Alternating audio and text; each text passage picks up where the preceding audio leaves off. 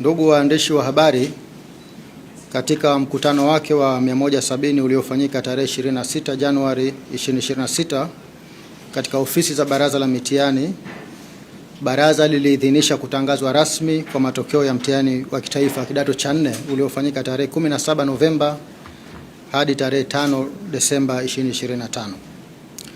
Kuhusu usajili na mahudhurio, jumla ya watahiniwa 595,810 walisajiliwa katika jumla ya vituo 6677, wakiwemo watahiniwa wa shule 569,883 waliosajiliwa katika shule 5864 na watahiniwa kujitegemea 25,927 waliosajiliwa katika vituo 813.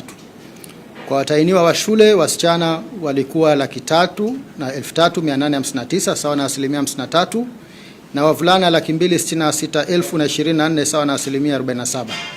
Mahudhurio katika mtihani huu yalikuwa 97.5 sawa na wanafunzi 555,606.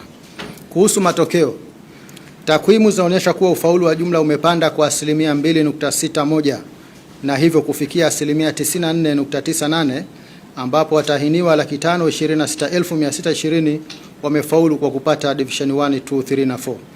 Mwaka 2024 watahiniwa waliofaulu walikuwa 477,262 sawa na 92.37, na mwaka 2023 walikuwa 471,427 sawa na 89.36.